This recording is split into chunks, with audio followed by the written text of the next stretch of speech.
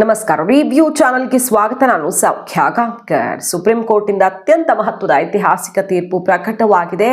ಕಡೆಗೂ ನಿರಂತರ ಹೋರಾಟಕ್ಕೆ ಜಯ ಸಿಕ್ಕಿದೆ. ಹಿಂದೂಗಳಿಗೆ ಇದು ತುಂಬಾನೇ ಮಹತ್ವದ ತೀರ್ಪಾಗಿ ಪರಿಗಣಿಸಲಾಗಿದೆ. ಹಾಗಾದ್ರೆ ಕೈಕೂಟ ಇಡೀ ದೇಶವ್ಯಾಪಿ ಇರುವಂಥ ವಿವಿಧ ಪಕ್ಷಗಳು ಸೇರ್ಕೊಂಡಿರುವಂಥ ಕೈಕೂಟ ಏನನ್ನ ಮಾಡ ಹೊರಟಿತ್ತಲ್ಲ, ಹಿಂದೂಗಳಿಗಿದು ಬಹಳ ದೊಡ್ಡ ಆಘಾತಕ್ಕೆ ಕಾರಣ ಆಗಿತ್ತು. ಹಾಗಾದರೆ ಹಿಂದೂಗಳು ಇವ್ರಿಗೆ ಇನ್ನು ಮುಂದೆ ಓಟ್ ಹಾಕಬೇಕಾ ಅನ್ನುವ ಪ್ರಶ್ನೆ ಕೂಡ ಎದ್ದಿತ್ತು.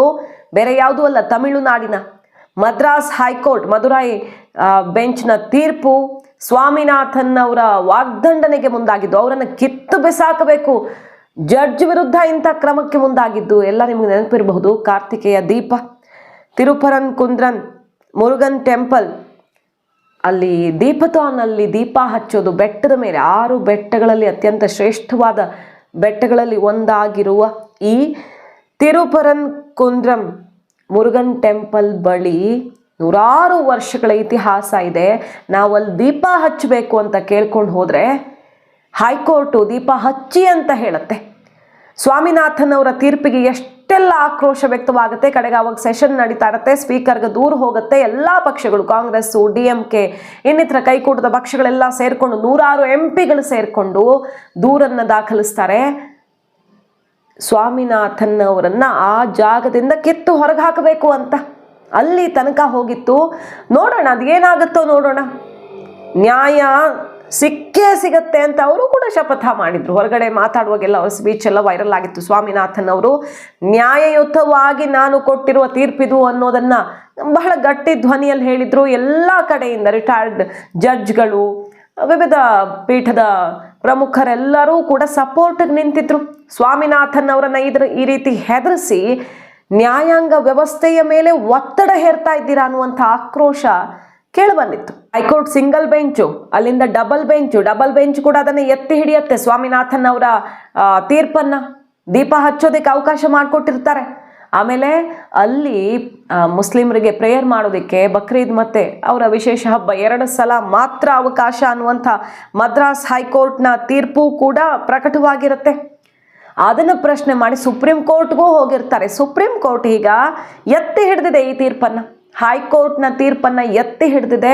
ನಾವು ಖಂಡಿತ ಇಲ್ಲಿ ಹಸ್ತಕ್ಷೇಪ ಮಾಡಲ್ಲ, ಇದು ವೆಲ್ ಬ್ಯಾಲೆನ್ಸ್ಡ್, ಬಹಳ ಬ್ಯಾಲೆನ್ಸ್ಡ್ ತೀರ್ಪಾಗಿದೆ ಅಂತ ಜಸ್ಟಿಸ್ ಕುಮಾರ್ ಅವರು ಹೇಳಿದ್ದಾರೆ. ಜಸ್ಟಿಸ್ ವರಲೆ ಅಂದರೆ ಇವರಿಬ್ಬರು ಕೂಡ ಇದ್ದಂಥ ಪೀಠ, ಇದು ಸದಸ್ಯ ಪೀಠ, ಸುಪ್ರೀಂ ಕೋರ್ಟ್ ಪೀಠದಲ್ಲಿಯೇ ಈಗ ಪಾಸ್ ಆಗಿದೆ.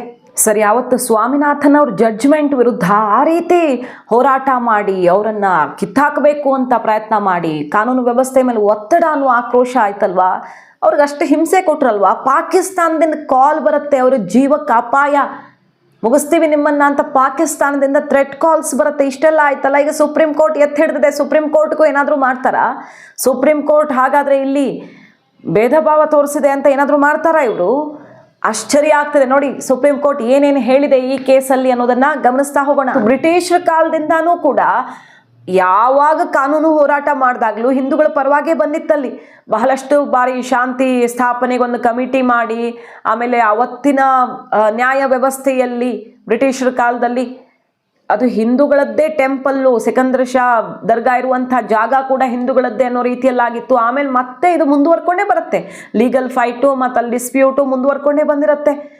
ದೀಪಥಾನ್ ಆ ಕಂಬ ದರ್ಗಾದ ಮುಂದೆ ಅಂದರೆ ಬಾಗ್ಲಲ್ಲೇ ಇರಲ್ಲ, ಸುಮಾರು ಕಿಲೋಮೀಟರ್ಗಳಷ್ಟು ಮುಂದೆ ಇರುತ್ತೆ.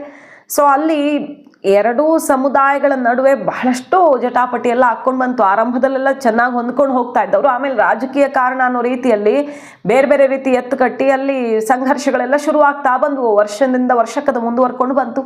ಆಮೇಲೆ ಆ ಇಡೀ ಜಾಗವನ್ನೇ ತಮಿಳುನಾಡು ಸರ್ಕಾರ ಸಿಕಂದರ್ ಶಾ ದರ್ಗಾದ ಸುತ್ತ ಮರುನಾಮಕರಣ ಮಾಡೋಕೆ ಹೊರಟಿದೆ. ಮುರುಗನ್ ಟೆಂಪಲ್ ಇರುವಂತಹ ತಿರುಪರಂ ಕುಂದ್ರನ್ ಬೆಟ್ಟವನ್ನೇ ಮರುನಾಮಕರಣ ಮಾಡಿಬಿಡ್ತಾರೆ ಅನ್ನುವಂಥ ಒಂದು ಆರೋಪ ಎಲ್ಲ ಕೇಳಿ ಬಂತು. ಅಂತಹ ಪ್ರಯತ್ನಗಳಾಗಿರೋ ಬಗ್ಗೆ ಆಕ್ರೋಶ ಸಿಡಿತು. ಇಂತಹ ಸುಳಿವು ಸಿಗ್ತಾ ಇದ್ದ ಹಾಗೆ ಹಿಂದೂಗಳು ಎಚ್ಚೆತ್ಕೊಳ್ತಾರೆ, ಸಂಘಟನೆಗಳು ಕೋರ್ಟ್ ಮೆಟ್ಟಿಲಿರುತ್ತೆ. ಆಗ ಹೈಕೋರ್ಟು ಹಚ್ಚಿ ದೀಪವನ್ನು ಅಂತ ಹೇಳುತ್ತೆ. ಯಾಕಂದ್ರೆ ಅಲ್ಲಿ ಹಚ್ಚಿರೋ ಇತಿಹಾಸ ಇದೆ. ಇಷ್ಟು ದಿನ ಹಚ್ತಾ ಇದ್ದ ಜಾಗ ಬೇರೆ ಅನ್ನೋದು ಹೌದು, ಈಗ ಹೊಸ ಜಾಗಕ್ಕೆ ಕೊಟ್ಟರೆ ಅಲ್ಲಿ ಗಲಾಟೆ ಆಗುತ್ತೆ, ಸಮಾಜದ ಶಾಂತಿ ಕದಡುತ್ತೆ ಅಂತ DMK ಸರ್ಕಾರದ ವಾದ. ಹೊಸ ಜಾಗ ಯಾಕೆ, ಇಷ್ಟು ದಿನ ಎಲ್ಲ ಹಚ್ತಾ ಇದ್ರು ಅಲ್ಲೇ ಹಚ್ಕೊಳ್ಳಿ ಅಂತ. ಆದರೆ ದೀಪ ಹಚ್ಚೋದ್ರಿಂದ ಶಾಂತಿ ಹೆಂಗೆ ಹಾಳಾಗತ್ತೆ? ಸರಿ, ವರ್ಷಕ್ಕೆ ಕಾರ್ತಿಕೇಯ ದೀಪ ಆಚರಣೆ ತಮಿಳ್ನಾಡಲ್ಲಿ ಏನು ಎಲ್ಲ ಕಡೆ ನಡೆಯುತ್ತೆ, ಆ ಸಮಯದಲ್ಲಿ ಅಲ್ಲಿ ದೀಪ ಹಚ್ಚಬೇಕು ಬೆಟ್ಟದ ಮೇಲೆ, ಶತಮಾನಗಳ ಇತಿಹಾಸ ಇದೆ ಅನ್ನುವಂಥ ವಾದ ನಡೆಯುತ್ತೆ. ಆಮೇಲೆ ಅಲ್ಲಿ ಹೈಕೋರ್ಟ್ ಸಿಂಗಲ್ ಬೆಂಚು ಎಲ್ಲರ ಕೆಂಗಣ್ಣಿ ಗುರಿಯಾದ್ರಲ್ಲ ಜಸ್ಟಿಸ್ ಸ್ವಾಮಿನಾಥನ್ ಅವರು ಅತ್ಯಂತ ಮಹತ್ವದ ತೀರ್ಪನ್ನು ಪ್ರಕಟಿಸ್ತಾರೆ, ದೀಪ ಹಚ್ಚಬಹುದು ಅಂತ. ಆದರೂ ಒಂದಿಷ್ಟು ಕಂಡೀಷನ್, ಅಲ್ಲೆಲ್ಲ ಶಾಂತಿ ಕಾಪಾಡಬೇಕು, ಸರ್ಕಾರ ಕಾಳಜಿ ವಹಿಸಲಿ, ಆಡಳಿತ ಮಂಡಳಿ ಇಷ್ಟು ಜನರನ್ನು ಮಾತ್ರ ಅಲೋ ಮಾಡೋದು, ಅಂಥದ್ದೆಲ್ಲ ಕಂಡೀಷನ್ ಬೇಕಾದ್ರೆ ಫಾಲೋ ಮಾಡಿ. ಯಾಕಂದರೆ ಹಿಲ್ ಟಾಪು ಅಲ್ಲಿ ಸೂಕ್ಷ್ಮ ಪ್ರದೇಶ ಆಗಿರುತ್ತೆ ಅನ್ನೋ ಕಾರಣಕ್ಕೆ ಹೈಕೋರ್ಟು ಸೂಚನೆ ಕೊಡುತ್ತೆ. ಆದರೆ ಅದನ್ನು ಪಾಲಿಸಲ್ಲ, ನ್ಯಾಯಾಂಗ ನಿಂದನೆ ಆಗುತ್ತೆ. ಮತ್ತೆ ಅವರು ಡಬಲ್ ಬೆಂಚ್ಗೆ ಹೋಗ್ತಾರೆ. ಡಬಲ್ ಬೆಂಚ್ಗೆ ಹೋಗಿ ಅಲ್ಲೂ ಕೂಡ ಆ ತೀರ್ಪನ್ನು ಎತ್ತಿ ಹಿಡಿಯಲಾಗುತ್ತೆ. ಇದು ಹೆಂಗೆ ಶಾಂತಿ ಕದಡುವ ಪ್ರಯತ್ನ ಆಗುತ್ತೆ ಅನ್ನುವ ಪ್ರಶ್ನೆ ಕೇಳುತ್ತೆ ಹೈಕೋರ್ಟ್. ದೀಪ ಹಚ್ಚೋದು ಶಾಂತಿ ಕದಡುವ ಕೆಲಸ ಆಗಲ್ಲ. ಮತ್ತೆ ಇಂತಹ ಒಂದು ಸಂದರ್ಭವನ್ನ ಆಡಳಿತ, ಜಿಲ್ಲಾಡಳಿತ ಮತ್ತು ಸರ್ಕಾರ ಎರಡು ಸಮುದಾಯಗಳ ನಡುವೆ ಸಾಮರಸ್ಯ ಬೆಸೆಯೋದಕ್ಕೆ ಬಳಸ್ಕೊಳ್ಬೇಕಿತ್ತು. ಅದರ ಬದಲಾಗಿ ಈ ರೀತಿ ಎತ್ತು ಕಟ್ಟೋ ಕೆಲಸ ಆಗ್ತಿದೆ. ಸಮಾಜದ ಶಾಂತಿ ಕದಡೋದಕ್ಕೆ ಒಂದೇ ಒಂದು ಚಾನ್ಸ್ ಇದೆ, ರಾಜಕೀಯ ಅದ್ರಲ್ಲಿ ಮಿಶ್ರಣ ಆದಾಗ. ಸೊ ಇದನ್ನ ಸರಿಯಾಗಿ ಇಂಪ್ಲಿಮೆಂಟ್ ಮಾಡಿ ಅಂತ ಖಡಕ್ ಆದೇಶವನ್ನು ಕೊಟ್ಟಿರುತ್ತೆ ಹೈಕೋರ್ಟ್ ಕೂಡ, ದ್ವಿಸದಸ್ಯ ಪೀಠ ಕೂಡ. ಆದ್ರೆ ಅದು ಕಡೆಗೆ ಸುಪ್ರೀಂ ಕೋರ್ಟ್ನ ತನಕ ಹೋಗಿ ಅಲ್ಲಿಯೂ ಕೂಡ ಅದೇ ರೀತಿಯ ಆದೇಶವನ್ನು ಕೊಟ್ಟಿದ್ದಾರೆ. ಈಗ ಇದು very very well balanced order. Bakrid ಮತ್ತೆ ರಂಜಾನ್ ಇದ್ದಾಗ 2 ಸಲ ಮಾತ್ರ ಮುಸ್ಲಿಂ ಪ್ರೇಯರ್ಗೆ ಅಲ್ಲಿ ಅವಕಾಶ ಮಾಡಿಕೊಡ್ಲಾಗಿದೆ, ಆ site hill top stone pillar ಹತ್ರ. ಬೇರೆ ಸಮಯದಲ್ಲಿ ಖಂಡಿತವಾಗಿ ಮುಸ್ಲಿಮರಿಗೆ ಅಲ್ಲಿ ರೈಟ್ಸ್ ಇಲ್ಲ ಅನ್ನುವಂಥ ಆದೇಶ ಇದೆ. ಮತ್ತು ಹಿಂದೂಗಳಿಗೂ ಅಲ್ಲಿ ದೀಪ ಹಚ್ಚೋದಕ್ಕೆ ಅವಕಾಶ ಮಾಡಿಕೊಡ್ಲಾಗಿದೆ.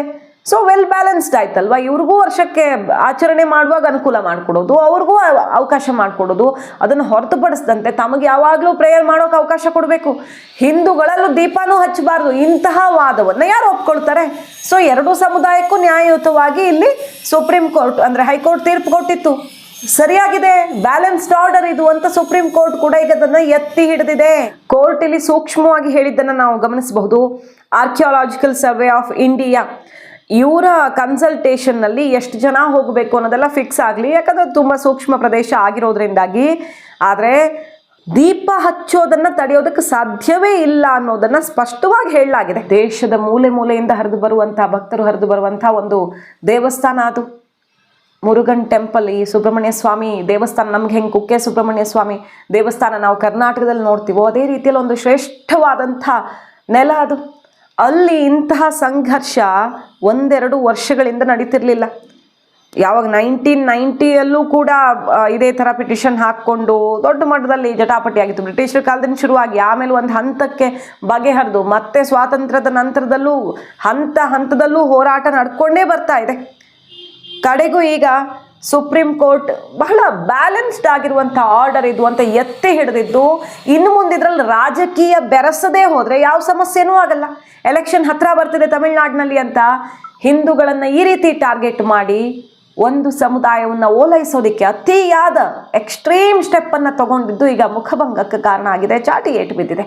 ನೋಡಿ, ಇತ್ತೀಚೆಗಷ್ಟೇ ಉದಯನಿಧಿ ಸ್ಟಾಲಿನ್ ಮತ್ತು ಈ ಅಮಿತ್ ಮಾಳವಿಯ ಮೇಲೆ ಒಂದು ಕೇಸ್ ಬಿದ್ದಿತ್ತು. ಯಾಕೆ? ಹಿಂದೂ ಧರ್ಮವನ್ನು ಕಾಲರಾಗೆ ಏಡ್ಸ್ಗೆ ಹೋಲಿಸಿ ಅತ್ಯಂತ ಅಸಹ್ಯವಾಗಿ ಮಾತಾಡಿದ್ರ ವಿರುದ್ಧ ಕಿಡಿಕಾರಿದ್ದಕ್ಕೆ ತಿರುಚಲಾಗಿದೆ.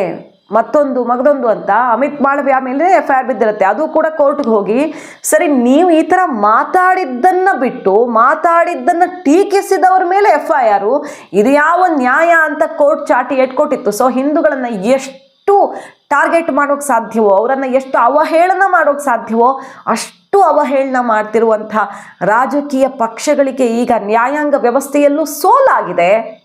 ಇನ್ನು ಪ್ರಜಾಪ್ರಭುತ್ವದ ಒಂದು ಕೋರ್ಟ್ ಇದೆಯಲ್ಲ, ಎಲೆಕ್ಷನ್ ಬರ್ತಾ ಇದೆಯಲ್ಲ, ಅಲ್ಲಿ ಹಿಂದೂ ಮಹಾಪ್ರಭುಗಳು ಏನು ತೀರ್ಮಾನ ತಗೊಳ್ತಾರೆ ಅನ್ನೋದನ್ನು ಕಾದು ನೋಡಬೇಕು. ಸದ್ಯದಲ್ಲೇ ಇದೆ ಎಲೆಕ್ಷನ್. ಅವರ ನಂಬಿಕೆ ಆಚರಣೆಗೆ ಈ ರೀತಿ ಆಘಾತ ಕೊಟ್ಟಂಥ ಪಕ್ಷಗಳಿಗೆ ಜನ ಏನು ಮಾಡ್ತಾರೆ ಅನ್ನೋದನ್ನು ಕಾದು ನೋಡಬೇಕು. ಮಾಹಿತಿ ನಿಮ್ಗೆ ಇಷ್ಟ ಆಗಿದ್ರೆ ಮಿಸ್ ಮಾಡಿದ್ರೆ ನಮ್ಮ ಚಾನಲ್ನ ಸಬ್ಸ್ಕ್ರೈಬ್ ಮಾಡಿ. ಹಾಗೆ ನಮ್ಮ ಮುಂದಿನ ಎಲ್ಲ ವಿಡಿಯೋ ಅಪ್ಡೇಟ್ಗಳು ನಿಮ್ಮನ್ನು ತಲುಪಬೇಕಂದ್ರೆ ಪಕ್ಕದಲ್ಲೇ ಇರೋ ಬೆಲ್ ಐಕಾನ್ ಕೂಡ ಕ್ಲಿಕ್ ಮಾಡೋದನ್ನು ಮರಿಬೇಡಿ. Thank you.